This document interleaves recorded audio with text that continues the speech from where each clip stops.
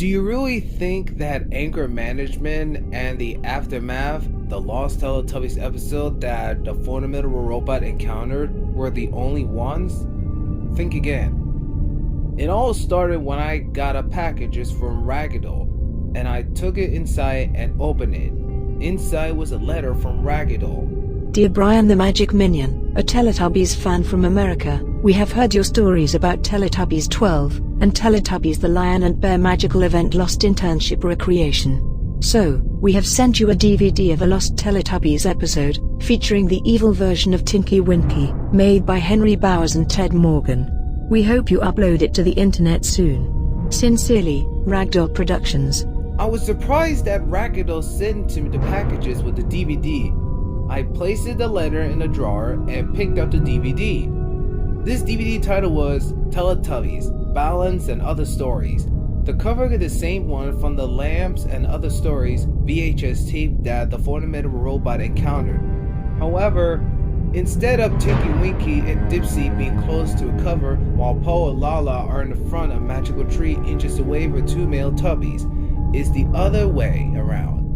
Also, the previous BBFCU rating and BBC logo was replaced by the Warner Home Video and PBS Kids style logos.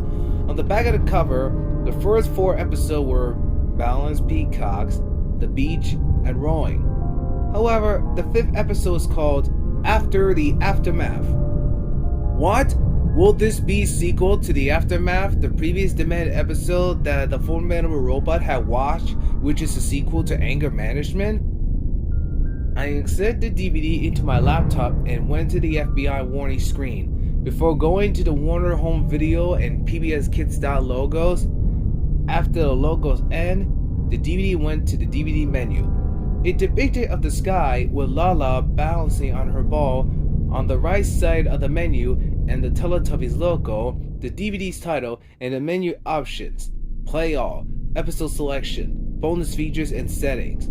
On the left side of the menu, I click out the bonus features. First, there were Anger Management and The Aftermath, episodes that went links to PBS Kids and Ragdoll. I couldn't check it out the settings. The audio and subtitles were American English and British English. I selected the American English audio and subtitles because I'm an American. I then went back to the main menu and select Play All, so I could start the fun. The first 4 episodes were enjoyable.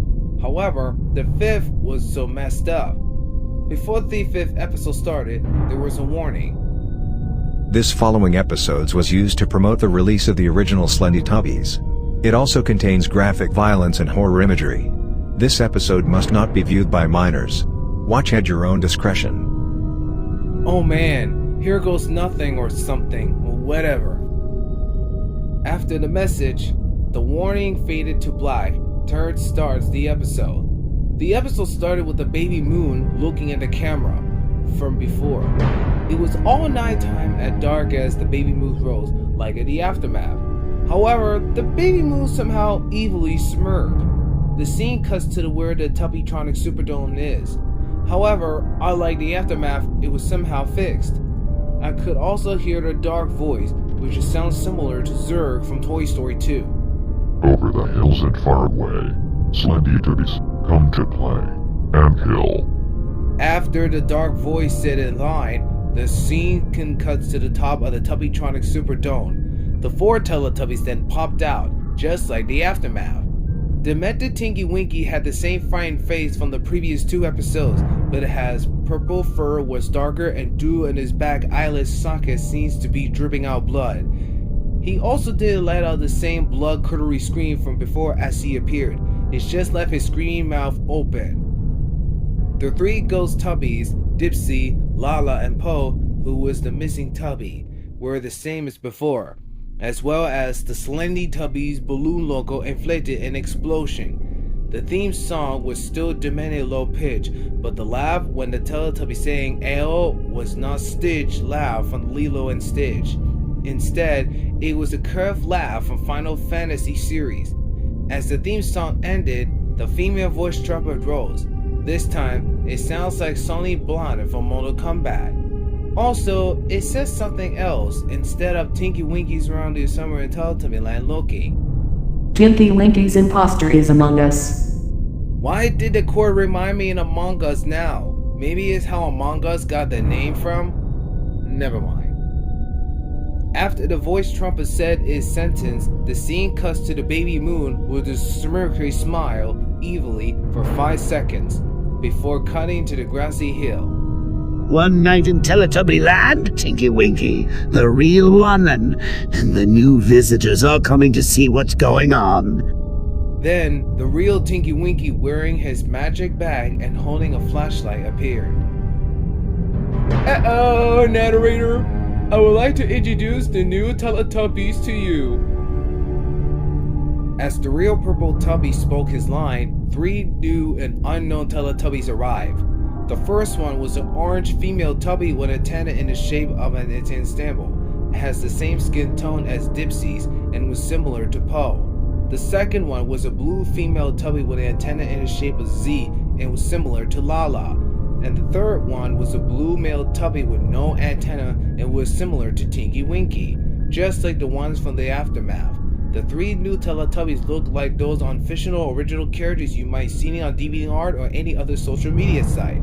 Maybe that's how Ron got his impressions from the real Tinky Winky, then turned to the new Teletubbies. Introduce yourself, please. The 3 new Teletubbies saying their names with different voices. The female orange Tubby sounds like Scarlett Johansson, Black Widow's actress from Marvel Cinematic Universe. The female blue Tubby sounds like Cameron Diaz, Fiona's voice actress from Shrek series, and the male blue Tubby sounds like Chris Rock, Marnie's actress from Madagascar series. I'm Puff. I'm Lo. And I'm Ron. After new Teletubbies introduce themselves, the real Tinky Winky then turns back to the camera.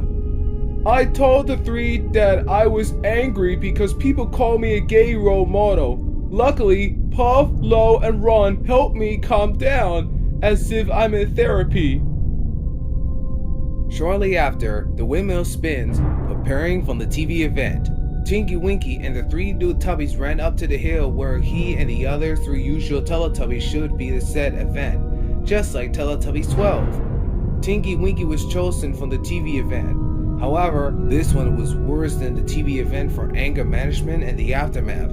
It shows the living room from the anger management TV event at night, but no one was there except for 4 people, a man, a woman, a boy, and a girl, walking in. The man resembled Will Farley, Chester V's voice actor from Cloudy with a Chance of Meatballs series, and Shaggy Rogers from Scoob. The woman resembled China Clancy's, Cinder's actress from Emerald. The boy resembled Wamba Line from Coraline, and the girl resembled Bonnie Anderson from Toy Story 3. After the aftermath, man turned on the house light. Mr. Forte, are you sure we should be here? It's alright, YB. We're just looking from the parents of another boy. Right after the Will Farley resembled man said his line, a duo of footsteps began to be heard. What was that, Mrs. Chan? I don't know, Bonnie.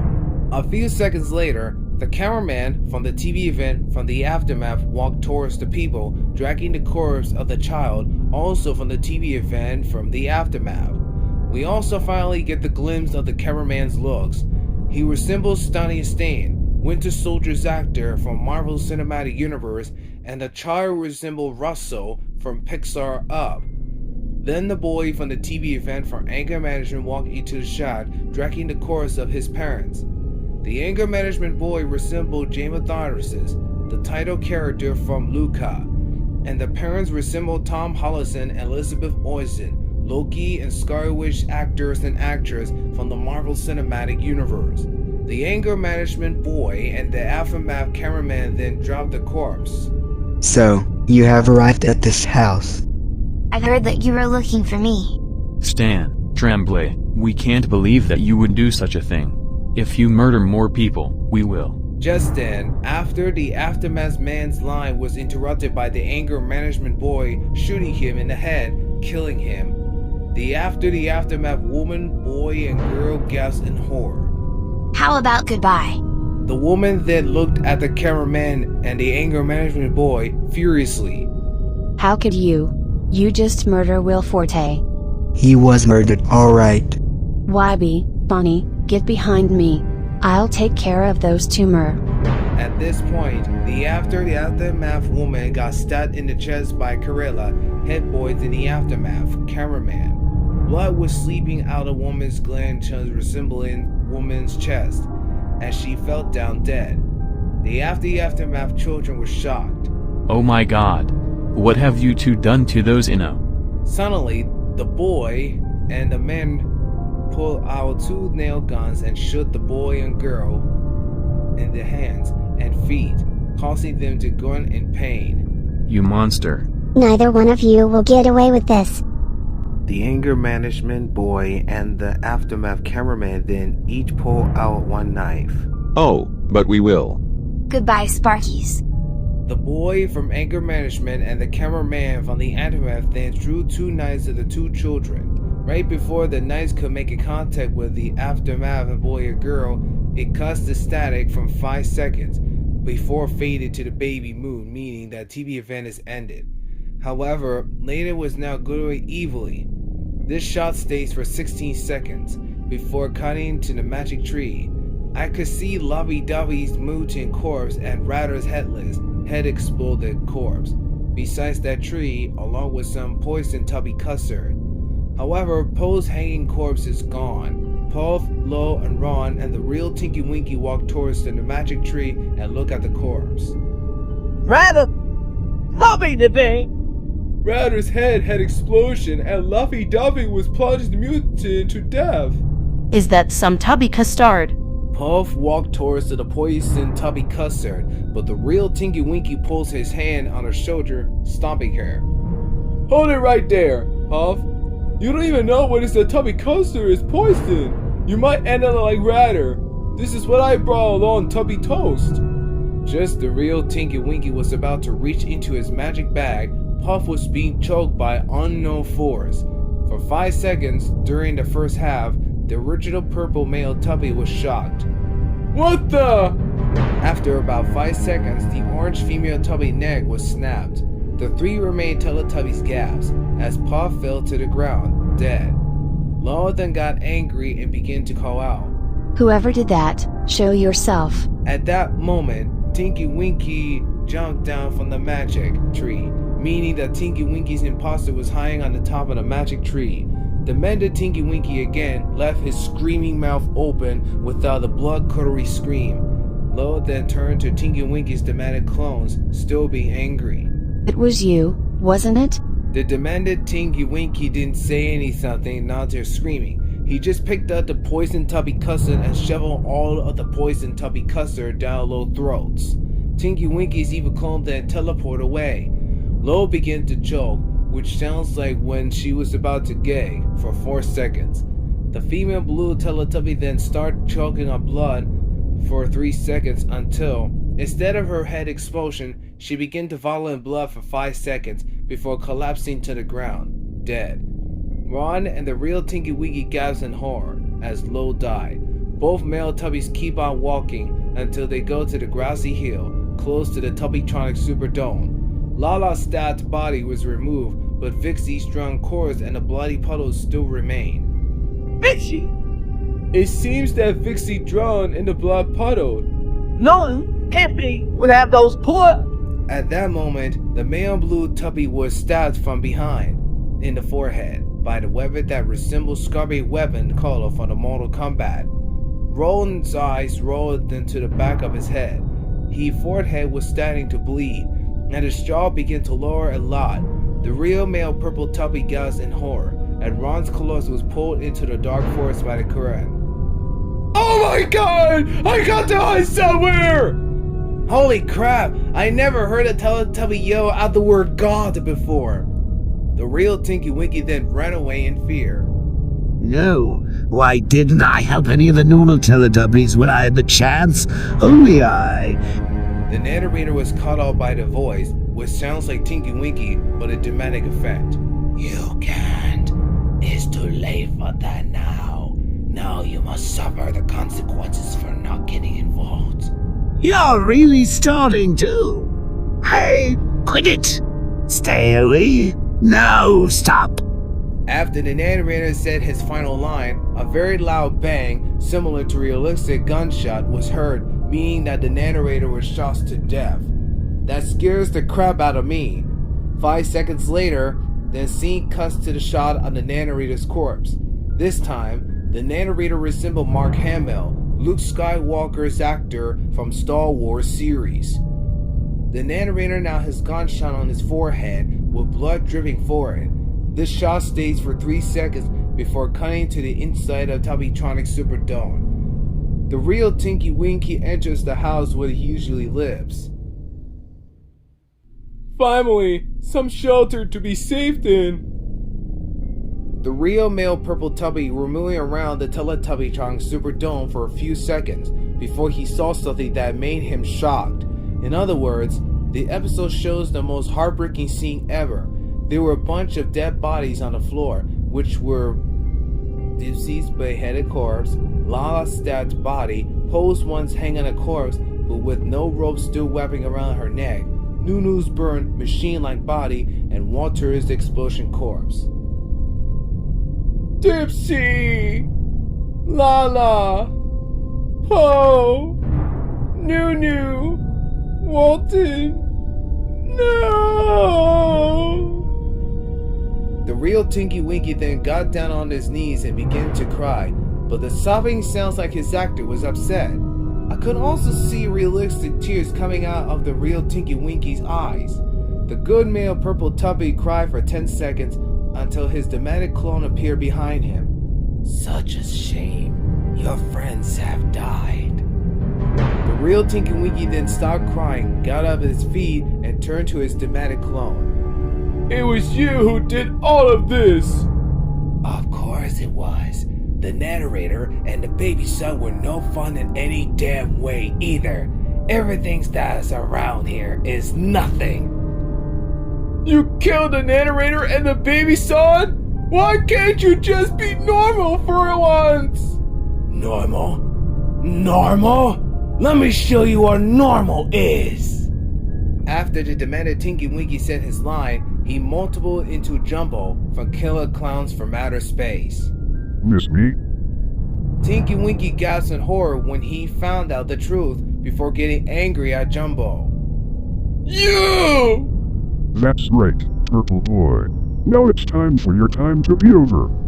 Jumbo then grabbed a knife out of nowhere and stabbed Tinky Winky in the heart, similar to how Popcorn stabbed Unikitty in the heart in the lost Unikitty episode, The Suicide of Popcorn. Anyway, Tinky Winky began to gag and cough up blood as his chest began to bleed. The blood was realistic, as if the person inside Tubby's suit was stabbed. The gag went on for 5 seconds before Jumbo let go of the knife and pushed the male Purple Tubby away as the latter collapsed to the floor, dead.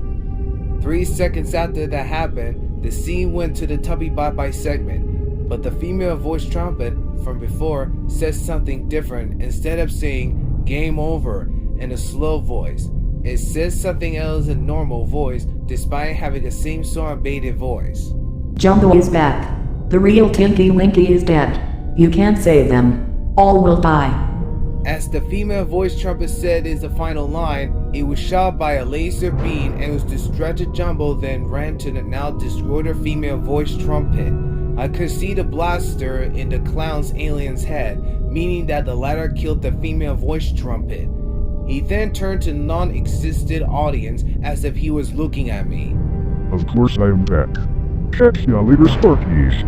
The scene then cuts to the Tubby house. Jumbo ran on the top of the Tubbytronic Superdome before climbing on the roof and looking at the sky. The credit starts to appear, but only credit was this, created by Henry Bowers and Ted Morgan. The shot stays as the credits stayed.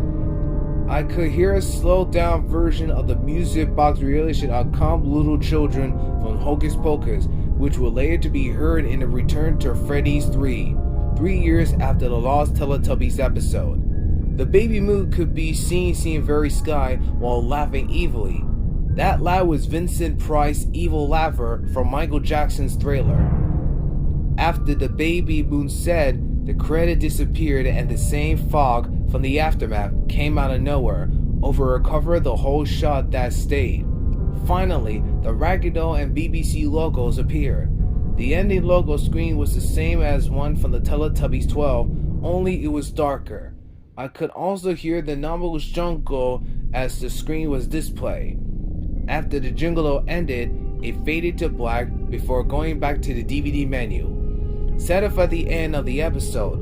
I couldn't believe that I saw the sequel to the aftermath and the episode that the formidable robot encountered. I replied after the aftermath and recorded with some screen recorder. After the episode ended, I uploaded the files to Google Drive and made a YouTube video about what I just saw. I even made sure that the video had a link to the episode. Right after all of that, I ejected the disc, placed it back in the case, and put it on my shelf. I decided to watch PBS Kids with my dog to relieve me from my traumatic episode experiences. 1 hour later, I clicked the video and found a new comments. Dear God, this is a lot worse than anger management and the aftermath. That Ed Morgan bastard. I hope he gets arrested soon. We are very sorry that you were scared by this episode. Ted Morgan and Henry Bowers have created this episode, along with anger management and the aftermath. Henry and Ted told us that the actual title of Teletubbies 12 is Teletubbies Apocalypse. Again, we are very sorry. I'm officially appalled at Henry Bowers. He broke Adam Kennington out of jail and teaming up with Adam Kennington to make Lost THX text trailers, made Lost movies, and teaming up with Ted Morgan to make Missing Teletubbies episodes. Heed my warning. Be careful when you discover a lost episode. You never knew what might be in them.